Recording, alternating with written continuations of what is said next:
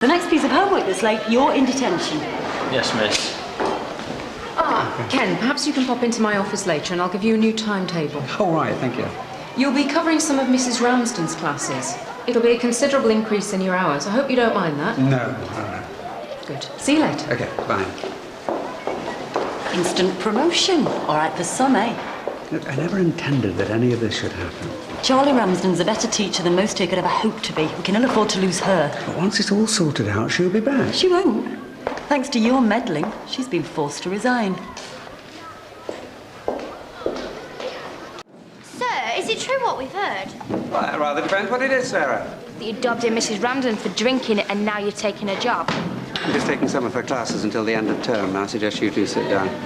Right, come on, sit down, everybody, quickly, then we can get on.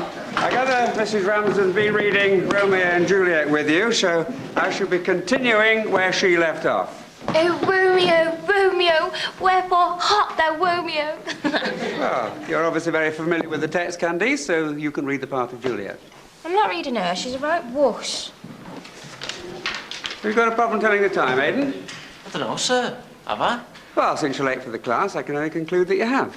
Well, actually, sir, I've got a bit of a problem. All right, well, you better see me at the end of the lesson, then. Well, can't I tell you now? I'm really worried about it, sir. OK, what is it? I've been accused of being a grass. I didn't mean to do it, but the money was just too tempting. OK, I think I've had quite enough. Now sit down. None of my mates will talk to me, sir, because I think I'm a right toe rag. Sit down, Critchley. I was hoping you could advise me, sir, on the basis of your own experience. Sir? Yes, Sarah? Well, you know that assignment you sent us, the homework? Go on. Well, you know about the fire, don't you, at Martin's flat? And your homework was in there and got burnt to a cinder. No, sir. What, like a stepdad and brother nearly dying's funny? I don't think David and Martin were in that much danger, but go on. Well, Martin's sleeping on the sofa and I'm still trying to find a place for Bethany, you know, with the crash closing down at the medical centre. Sarah, I gave you that homework last week. There's no rule that says you've got to leave it to the last minute to do it, you know. Sir, honestly, I was going to do it. She was going to do it, sir. Because I was going to copy it. All right, till the end of the week. Look, if you've got a problem at home, you can always stay on. I mean, I'll help you if you need me to. Thanks, sir. OK. Come on, come quick. To hit out, to get back. A character here decides that the only useful way to achieve anything is to be reasonable with his adversary. Oh, I'm sorry I'm late, sir. It's nearly the end of the lesson, Sarah. Sir, I'm sorry. I had to drop Bethany off at a new crash place, that's all. So, what? You didn't allow enough time? No, sir. What's your excuse, Candice? Well, I couldn't let her lug the pushchair on and off the buses without any help, could I, sir? You're all hard, you know that? Go on, sit down. I suppose one late morning's not going to do any harm. That's very reasonable of you, sir. Sorry? Letting him off. No raised voices, no detentions. A bit like that bloke in the book. Well, like I said, the ability to be reasonable is the backbone of a civilized society. And you think society's reasonable, do you? I think it can be. It often isn't, of course. Well, describe a reasonable act, then. Well, I suppose the way I reacted to Sarah and Candice. And you're proud of that, are you? What's your point, Aidan? I don't know exactly where this is going. If I grabbed you and put you up against the wall, would that be a reasonable act? Well, as I'd done nothing to deserve it, I'd say no, it wasn't. And you'd not take offence? You'd try to be reasonable about it? Well, I would hope so. Well, let's try it then, shall we? We don't need a demonstration, thank you, Aidan. Why not? I want to see what you do when I threaten you. Just sit down, OK? I find that an unreasonable request. I don't care what you find it, sit down. But you're supposed to be reasonable. When I push you, you're supposed to react reasonably. Just be careful, Aidan. I'm just trying to get to the truth, that's all. You always say we should get to the truth. Aidy, come on, that's enough. You've made your point now. Sit down.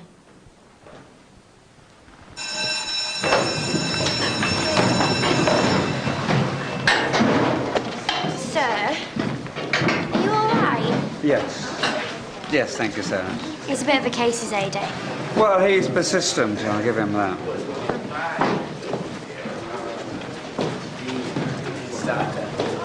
With the added challenge of finding some rhymes, or part rhymes. So, I did one. well, all right, Aidan. Let's start with you. Come on, let's hear it. Is it a bird? Is it a plane? No. It's Supermarket Man! Some people push pills, some people push coke, but our teacher isn't that kind of a bloke. When he got well past such youthful follies, in his old age he began pushing trolleys. He would count them all out and bring them all back, so the supermarket boss wouldn't give him the sack. Out in the car park, who is this old crock? Why, a good shepherd in search of his flock. Each missing trolley marooned by the car flow, like a sheep, stands and waits for its friend, Mr. Barlow.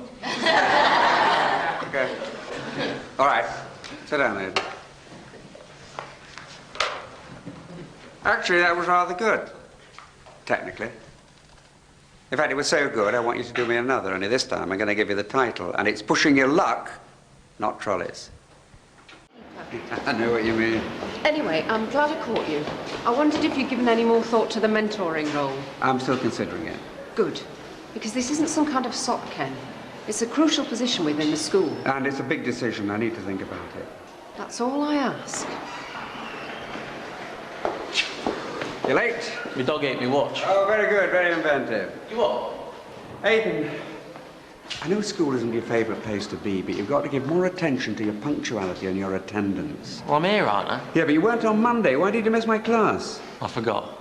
You've got to do better than that. No, I don't. I'm sick of this. Look, Aidan.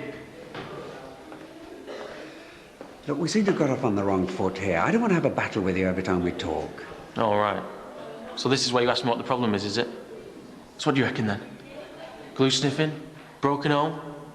Ain't it lovely when you pretend to understand me? No, I never said that. Good, because I'm not falling for it, all right? Ah, just in time. Sorry I'm late, sir. I could whip myself. You've been to see Miss Johnson, I know. He's had his eyebrow pierced, I know that. You've had it pierced, really? I can make it bleed if you want. No, I believe you. You want to get yours done? Make you look younger. Thank you. Get both done, you could pass for 70. Yes, well, I can hardly get that done now. Now, would you like to sit down? Miss Johnson said you wanted to see me. Yes, I do, but not this minute. She said I could come to you with my problems. Oh, me and all. Oh, and Sarah. But you see, sir, how can I do that when I've only got one problem and that's you? Just sit down. How can I see you about yourself? I don't get it. Right, I want your reactions to that poem in 2 or 3 sentences. Come on. Come along. The first thing I want to make clear is I didn't ask you to be in this group. Oh, no. Do you not like me? Look, all it means is I liaise with your other teachers, and then you and I meet once or twice a week and deal with any problems. You never know, you might even find it helpful. Don't think so. Well, let's give it a try, eh? Look, I have to say this. The eyebrow ring, it's against school rules. Didn't Miss Johnson say anything? No. Oh, it surprised me. Mind, she couldn't see it. That might have had something to do with it, do you think? So you're showing it off specially for me? Thought you might like it. You don't want to see it tomorrow, okay. So is that it then? Can I go? Yeah, you can go. Oh, can I just ask though? Have you got someone helping you with your problems? Because I think you've got more than me. Or anyway, you're going to have.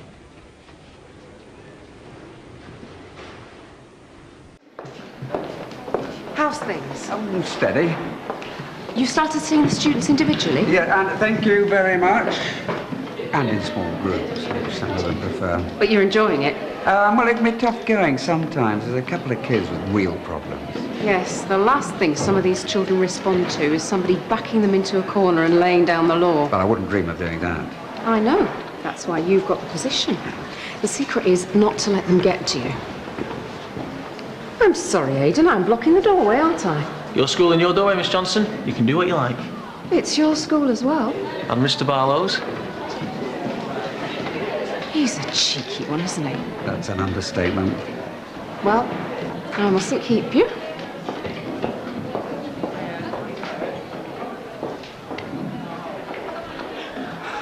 As Mr. McCallber says, in Davy Copperfield, annual income £20, annual expenditure 1996, result happiness. Annual income £20, annual expenditure 2006, result misery. But what's that got to do with anything? I was trying to say don't spend more than you earn. That's right. If you can't afford it, don't buy it. Which, of course, makes no economic sense at all anymore. Oh? That might have been true when you were our age, but the economy had collapsed if we all live within our means nowadays. Oh, you think so? Well, it all relies on credit, doesn't it? And anybody can get credit. That's a very good point. Well, with some people, credit's not on.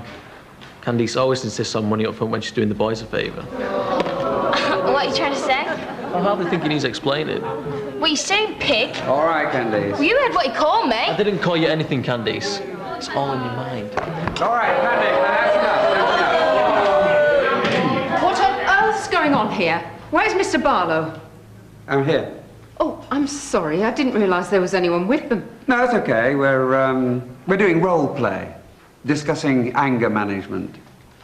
Yeah, convincing, weren't we? A little too convincing, Candice. Perhaps you could quieten down. There are other classes trying to work.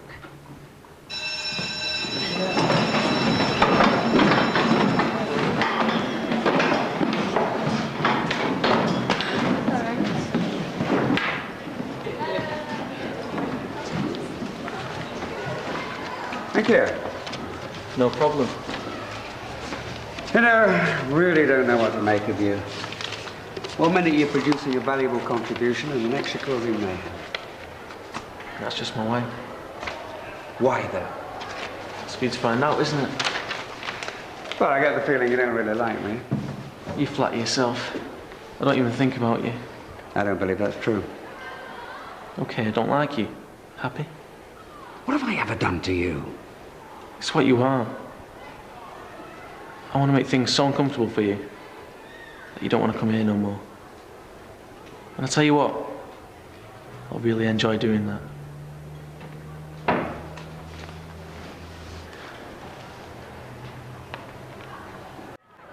It's not exactly a Lamborghini, is it? Well, I'm a teacher, not a footballer. It's debatable. Actually, it's not. It's a fact. I'd say you're an instructor. Just another cog in the machine grinding the spirit out of all us lot. Oh, I try to be more than that. What's the point?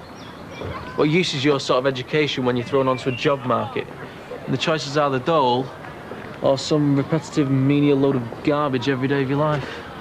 Well, if people work and really want to get on, they can. Maybe in your day. I want more than that out of life. Well, you're bright, you're well above average, you could do something good with your life. All I want is a fast car and loads of money.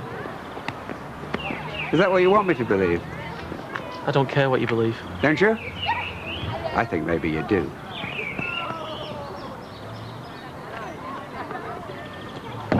I'm dead busy, sir. Look, Sarah's got a young child to deal with. She managed to get her homework home on time. I see no reason why you shouldn't as well.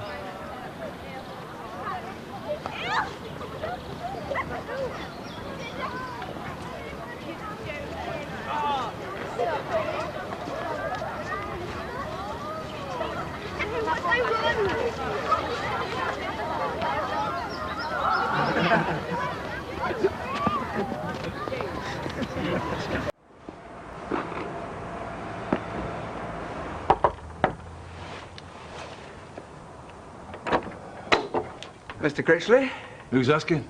Oh, hello. I'm Ken Barlow, one of Aidan's teachers from Weatherfield Comprehensive. Oh, right. Well, actually, I wondered if we could have a word about Aidan. Well, he's not in. If it's school stuff, you need to talk to the missus, really. Oh, is she in? No, she's on nights this week, but I'll tell her you call, all right? Well, actually, wouldn't mind having a word with you, seeing as I'm here. Won't take long. Thank you. They're not doing parents' evenings anymore, then? Sorry. It's just that we're used to the letters complaining about him, but it's the first time we've had any of you lot on the doorstep. Oh, no, this is not an official visit as such. You see, the problem is, Mr. Critchley, that although we recognise that Aidan is a bright pupil... It would be if you put the flaming work in. Still, they're all the same at that age, aren't they? Well, it's not simply a question of him neglecting his own work. He's been actively seeking to disrupt the work of others. How do you mean? Well, he's been truanting, he's been rude in class, and on several occasions recently, he's been physically threatening me. He's hit you? No, but there's been a certain amount of physical intimidation. So, is that why you're here? You want to make a complaint about him? No. No, I'm here in my capacity as his mentor. It's just that, Well, I'm getting very concerned that this behaviour could escalate, and I thought that if we could talk, we could perhaps find a way to deal with it. Look, I don't know what you expect me to do about it, mate, but we can't watch him 24 hours a day now, can we? No, I realise that, but it's not just a question of his behaviour within school.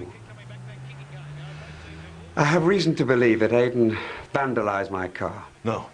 No way. We had a difference of opinion, and all the evidence points to Aidan taking his frustration out on my car. Now, what do you mean by evidence? You saw him, did you? You saw him do it? No, I didn't see him do it, but I think there's no doubt that... I'll tell you what I think, shall I? I think you've got the problem, pal.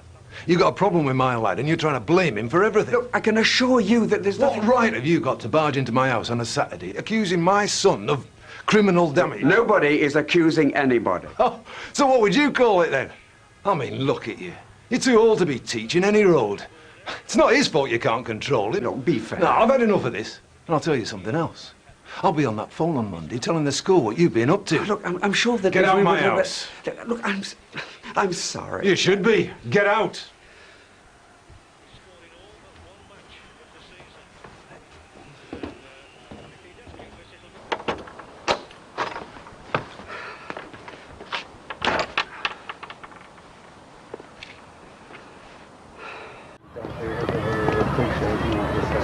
So hopefully soon it'll sink in. Yeah, anyway, I enjoyed it, Phil. Very nice. Thank you very much.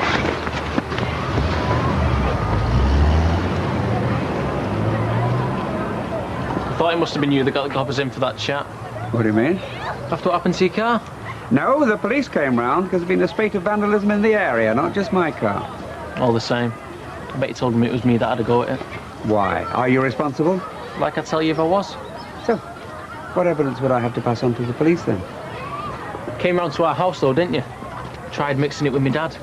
No, I wanted him to help me. Help you what? Help me sort out this problem, whatever it is, between us. You need help, all right. Up here.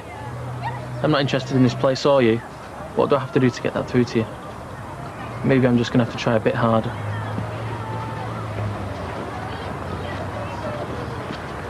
Dad, I mean, it must be the bane of your life, sniggering kids. I tell you what, I know what I used to be like. But I tell you, I wouldn't have that self-control if I were a teacher. I would give the little so-and-sos a slap, I I would. sometimes wonder if that's not what some of them are missing out on. Trouble is, teachers can't discipline kids the way they used to. Well, I was never in favour of physical punishment then, apart from in the most extreme cases. Oh, yeah? And what would you call A.D. Critchley? Who? Who's A.D. Critchley? Oh, go on, tell him. He's just a boy who's playing up at school. Oh! Ken! Come here.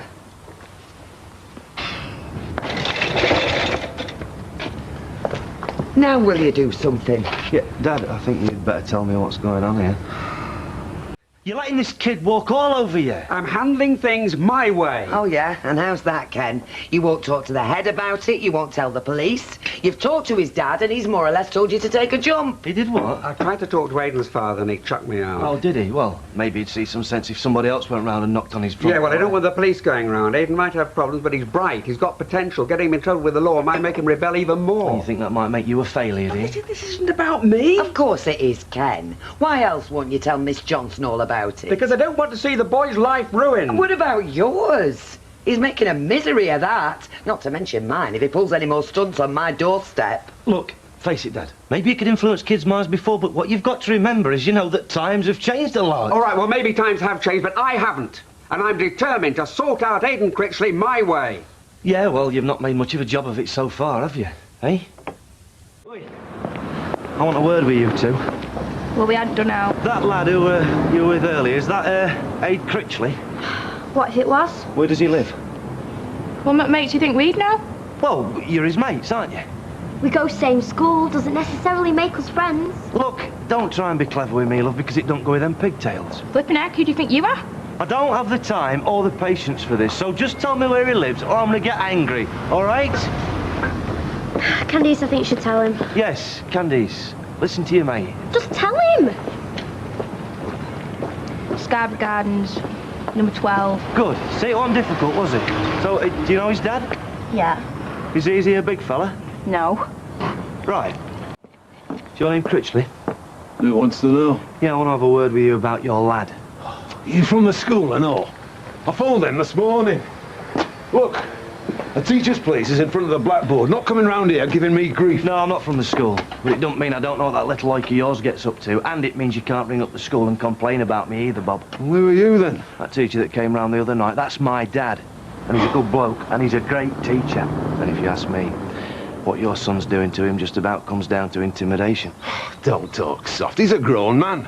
If he can't handle kids playing him up, then he shouldn't be in the flaming job. He's a 63-year-old man, and your son's bullying him. So I thought to myself, well, if it's good enough for your lad, I'll come round here and give you a taste of that, Bob. You wish. Yeah. Now listen, tell your son to leave me dad alone, all right? And you keep him in line, then I won't have to come round here again, will I? Will I?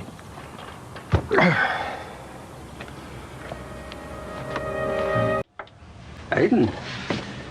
Sir? What do you want?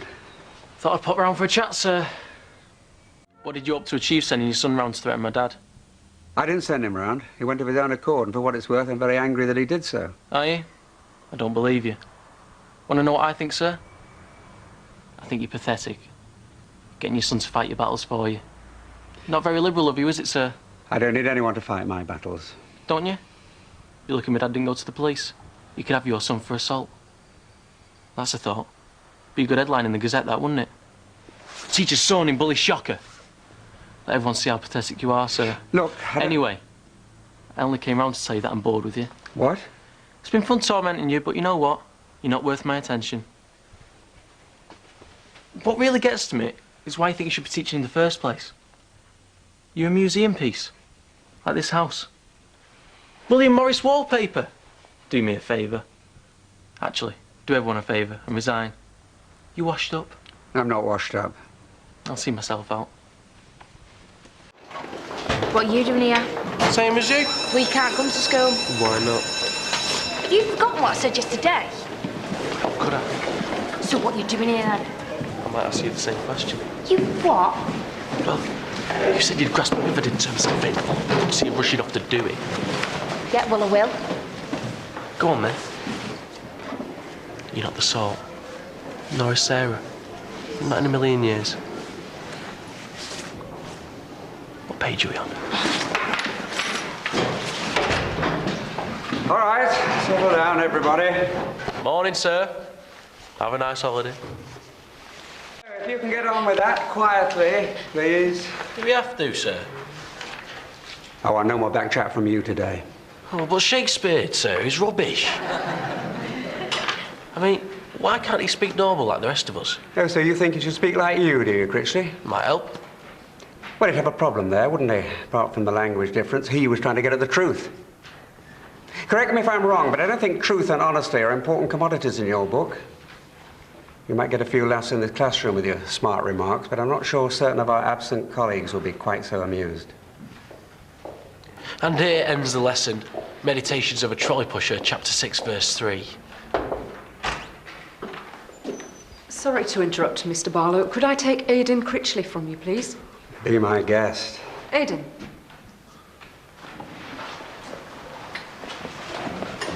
Bring your stuff with you. Aren't I coming back with this?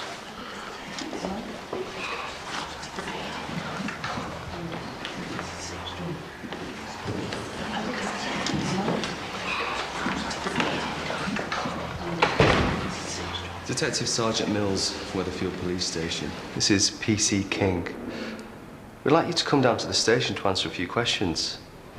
What about? We think you know what about. Come on, Aidan, let's go.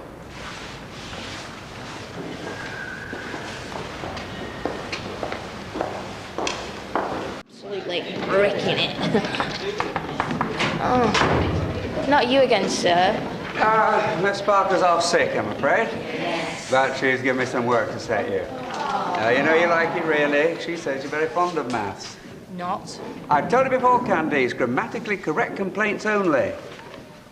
Will the police be coming back into school again, sir? I very much doubt it. Well, it's just that people have been saying that they might want to interview a couple of A's mates. I should think they've got all the information they need now. Can we use calculators for this? What do you normally do? Well, we... Sounds like a no to me. Right. Am I right? Yeah. Afternoon, sir. Well, what do you think you're doing? What's it look like? Why haven't we got Parker? Now, hang on a minute, Critchley. You can't just swan back in here after what happened this morning. That's exactly what I can do. Well, didn't the police charge you? Yeah, but I'm under 17. They can't keep me in jail or out, so they had to let me go. And you can come back into school? As long as I meet my bail conditions, I can do whatever I like.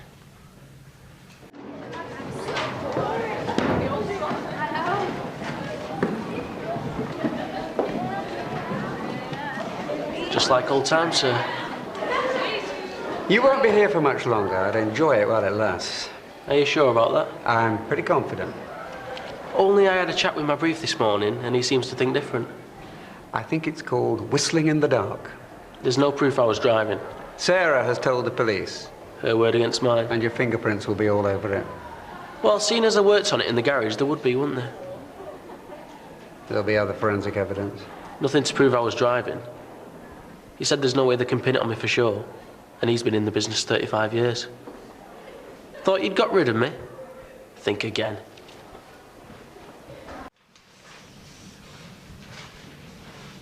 Right, pens down now, please. Nothing like a hard afternoon's work with good old Mr. Barlow. I'd leave it there if I were you, Aidan. You want to learn to take a compliment, sir?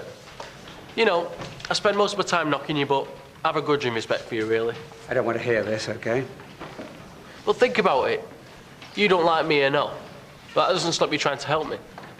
That's because you're a child of the 60s, isn't it? It was your generation that made laws more lenient than that. That's helped me a lot, come to think of it. Oh, knock it off, will you, Aid? I mean, take this morning, for example. There could have been an outrageous miscarriage of justice there. But thanks to liberals like you these past 40 years, changing the system to what they believe in, I walk free. Doesn't that give you a sense of achievement, sir? Don't push your luck, Aidan. And as for you getting me that work experience, hands-on experience, you might say, do I owe you one or what? I'm sitting pretty, nobody can touch me. And it's all down to good old Mr. Barlow.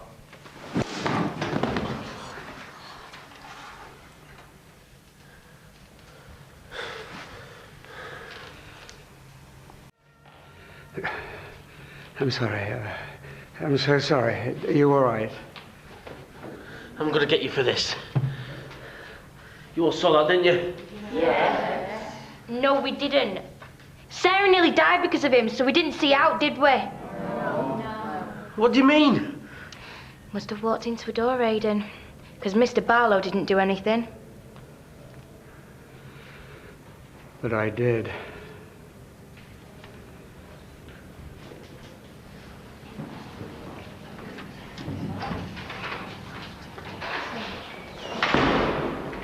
Can one of you look after my class, please? And could you see that Aidan Critchley gets some medical attention?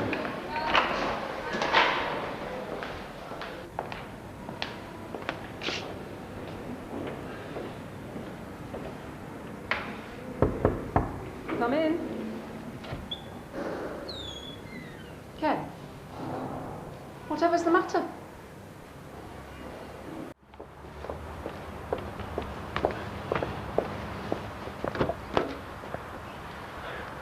You know what? Hit me was the worst thing you ever did.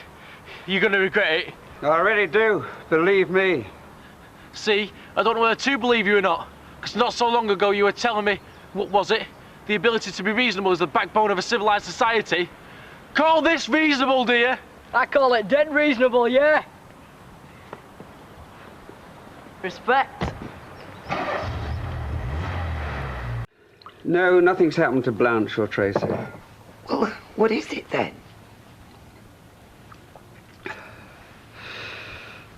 I've just hit Aidan Critchley. What? And I mean, really hit him hard. His nose was bleeding. It was awful. But what happened?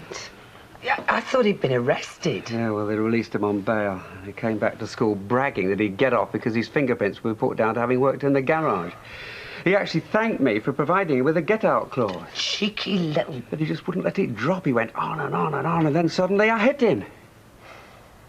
But I'd done it till I saw him lying there on the floor. I just completely lost it, Deirdre. Well, who can blame you? The little creep's had it coming for months. It's not your fault he's pushed you to the limit. How can you say that? Of course it's my fault. I'm his teacher. I should be beyond all that. Oh, Ken, you're only human. I mean, you've done well not to snap before now, given all the things he's done. I've gone against every belief I've ever held. What I've done is unforgivable. What you've done is perfectly understandable, given the circumstances, and I'm sure the head'll see it like that as well. Have you told her? Yes. And? Oh, she said more or less the same as you. Well, there you are, then. I mean, it's not as if they're going to sack you or anything. Well, they won't have to. I've already resigned. Put anything in writing yet, then? No, not yet. Well, I reckon Miss Johnson's right. You shouldn't rush into anything. You're too upset to think clearly. I'm thinking perfectly clearly. No, you're not. Why should you sacrifice your career for a waster like him? I mean, you love teaching and you're good at it. Good teachers don't hit their pupils. Oh, no. He's not on his soapbox again, is he? Hey, it's a bit early for that, isn't it? Ken's just hit that Critchley boy. You what? After all you were saying the other day? What happened to it being immoral to use violence on a child? Your principles didn't last long, did they?